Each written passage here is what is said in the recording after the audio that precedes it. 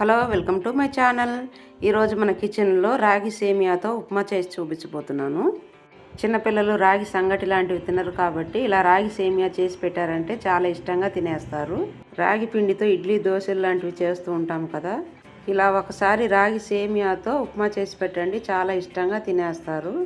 Skip చేయకుండా video మొత్తం చూసేయండి. వీడియోలోకి వెళ్ళిపోదామా. ముందుగా ఆయిల్ అయినా ఘీ అయినా వేసుకోండి. ఆయిల్ వేసుకుంటున్నాను కొంచెం. ముందుగా పోపుకి ఆవాలు, జీలకర్ర, ఉద్దిపప్పు 1 స్పూన్, శనగబేడలు 1 స్పూన్, రాగి సేమియాలోకి ఇవన్నీ వేసుకోవాలి. క్యారెట్, బీన్స్, క్యాప్సికము, 1 ఆనియన్, పచ్చిమిర్చి 2, అల్లం, కరివేపాకు. ఇప్పుడు ఇందులోకి అల్లము, పచ్చిమిర్చి ముక్కలు వేసుకుంటున్నాను. ఆనియన్ ముక్కలు, క్యారెట్, ఇప్పుడు బీన్స్ కూడా వేసుకోవాలి. ఇప్పుడు దీంట్లో కొన్ని జీడిపప్పులు కూడా ముందుగానే వేసుకోవాలి, మర్చిపోయాను. పోపు పెట్టేటప్పుడే వేసుకోవాలి. కరివేపాకు కూడా వేసుకోండి. ఇదంతా వేసుకొని బాగా కలుపుకోవాలి.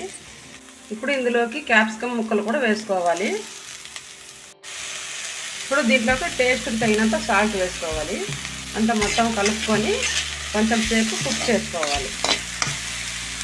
పక్కనే నీళ్ళు పెట్టుకున్నాను సేమియాలు వేసుకునేదానికి. చూడు, నీళ్ళు కూడా బాగా బుడగలు వచ్చినాయి. ఇప్పుడు సేమియాలు ఇందులోకి వేసుకోవాలి.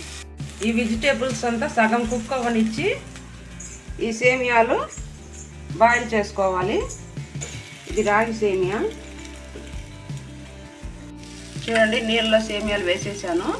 ఇది ఎక్కువసేపు ఏం కుక్ అవ్వకూడదు. ఒక 1 మినిట్ 2 మినిట్ కుక్ అయితే సరిపోతుంది. ఇలా వడపోసుకోవాలి సేమియాని. ఇప్పుడు టేబుల్స్లోకి వేసేసుకుందాం.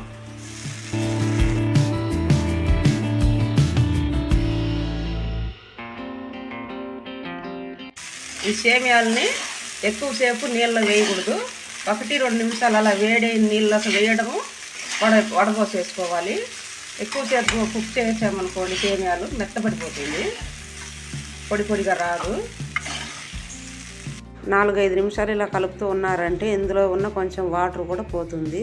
చాలా టేస్టీగా ఉంటుంది, అస్సలు స్టిక్ అవ్వదన్నమాట. చూశారు కదా, పొరపొరలాడుతూ ఎంత బాగుందో. ఇప్పుడు దీంట్లోకి కొన్ని పచ్చి కొబ్బరి, తురుముకున్న పచ్చి కొబ్బరి వేసుకుంటున్నాను. మీకు నచ్చితే వేసుకోండి, ఆప్షనల్ మాత్రమే. హెల్దీ అయిన రాగి సేమియా ఉప్మాని సర్వ్ చేసుకుందాము. చూడండి, ఈ రాగి ఉప్మా మీ పిల్లలకు ఖచ్చితంగా చేసి పెట్టండి. అండ్ ఈ రెసిపీ చాలా హెల్దీ అండి, టేస్ట్ కూడా చాలా బాగుంటుంది. ఈ రెసిపీ మీరు ట్రై చేసి మీకు ఎలా కుదిరిందో నాతో షేర్ చేసుకోండి.